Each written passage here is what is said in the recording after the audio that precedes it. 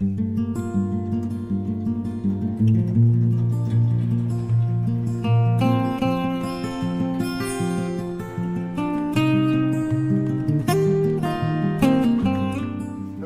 well, I can readily admit that I've never used a PEX crimping tool before. In all my previous plumbing experience, I'd always used copper pipes, sweated copper pipes, which it's more time consuming. It's a little bit of a challenge if you end up with a leak to drain out all of the water. But so in this case, previous owners had already run this 1/2-inch PEX line in here and the water line coming in.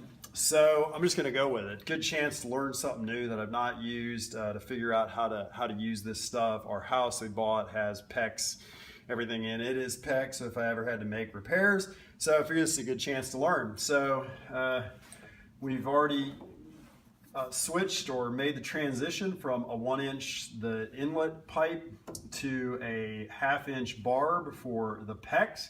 Need to put in a shut-off inside here so that we don't have to run out to the well if we have any issues, so just a ball joint. I've cut about 1.5 inches of PEX tubing, and I've got 2 fittings. So slide this on here, put our 2 fittings on, and set in the shut-off valve. I may have to twist this a little bit. It says to put it 1/4 inch from the end of the tube on the instructions, and then take this spring-loaded tool, place it on the fitting, and just get it centered. It already has kind of grabbed hold of it a little bit, so right there, and then I think it's just a matter of squeezing this down till it pops. And in theory, that's it. All right, so on this one, I just want to make sure that my valve is straight before I clamp it. Put this on here. Get this where it's supposed to be, and squeeze. All right.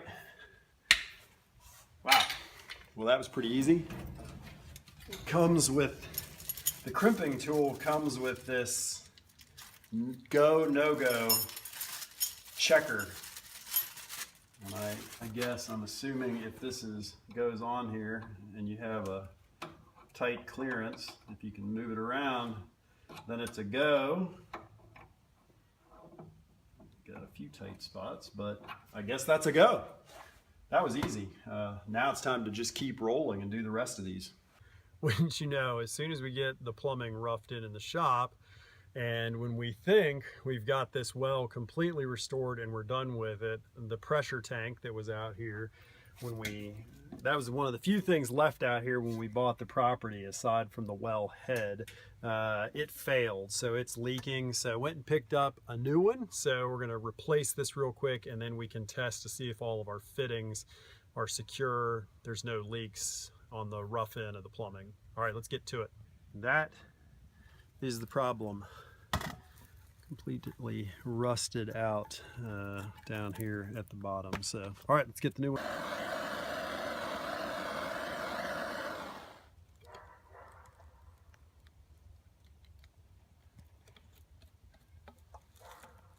Okay, that was fast. New pressure tank is in. And if all works according to plan, Isaac's gonna hit that switch and we won't have any leaks. Go for it. So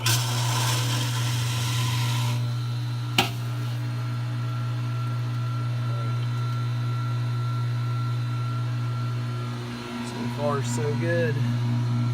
All right, Isaac had to go do some chores, so I am on selfie video duty doing this myself, but I am gonna turn on the water supply going to the shop. I've got the shutoff valves turned off in there, hopefully. We'll go in and then open it up, see if there are any leaks at any of the fittings. Here we go.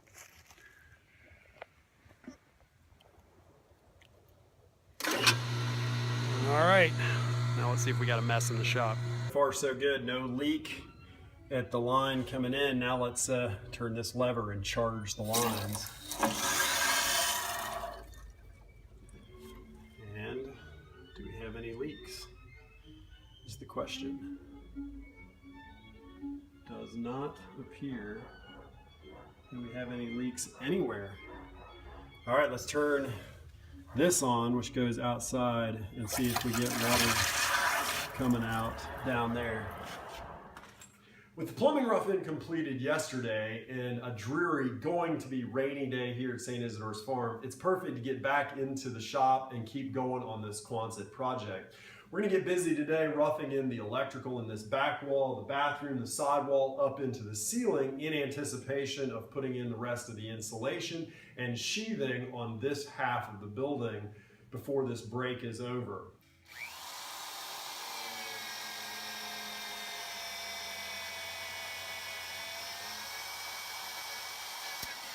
To get a video of this spaghetti mess before we completely disassemble it. So they had a lot of wires running into the panel out of here that were tied into other things. We're getting ready to take all of this back out. The spaghetti mess is down.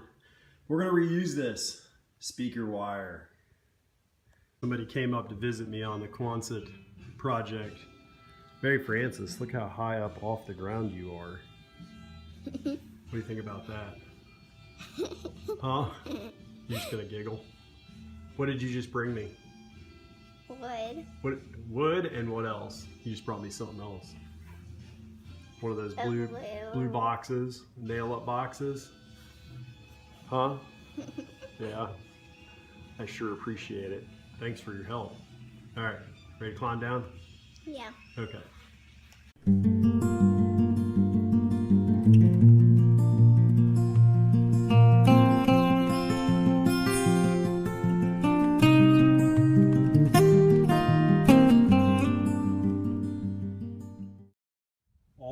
Electrical is roughed in. This is the south or southeast wall.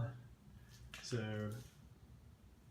we got in a receptacle for what will be where stereo will go. Deluxe. Power roughed into the bathroom, including the 8-gauge wire that's going to go to the water heater. All of this in, going over to the panel, which is no longer a spaghetti mess, completely cleaned up now, nice and neat. Everything is straight. Put the 3-way light in, and all of the wiring for receptacles in the ceiling, light boxes, everything, and then wires hanging ready to begin the next sections once we get moved over here. That's it. We are done with roughing in the plumbing and electrical. I have to say on that, my real gratitude for 20-some years ago when I was building houses or doing renovations and additions, that I spent so much time with our electrician pulling wire, roughing in, and trimming out electrical fixtures. Invaluable in doing this work. I saw when I ordered the water heater for the sink on Amazon. It's funny, they must be getting into service stuff now, but the estimate for getting someone to come and install this water heater was $875 for a $175 water heater. So do all that myself, I guess save about nearly $1,000. So to Stan, probably never watched this, but this video, but thank you. I really owe you for the time and the patience that you had in answering all my questions and allowing me to help out doing some electrical. Before we get to the next, what's coming in the next video, just thank you again to new subscribers, people following the channel. We are slowly sneaking up on almost 400 subscribers, 500 probably within I don't know, a couple of weeks or so if we keep going at the rate we're going. So, and if you like the videos, please let us know in the comments, and I guess hit the thumbs up. Those things are helpful.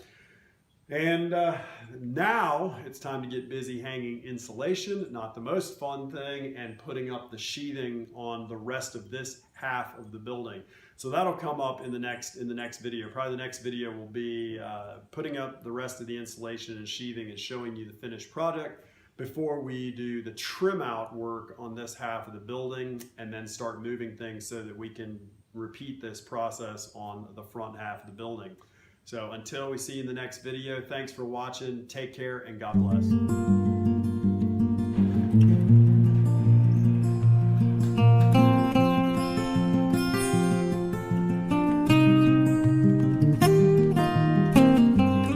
Happy birthday, dear Therese. Happy birthday to you. Don't mind that orange with the candle in it.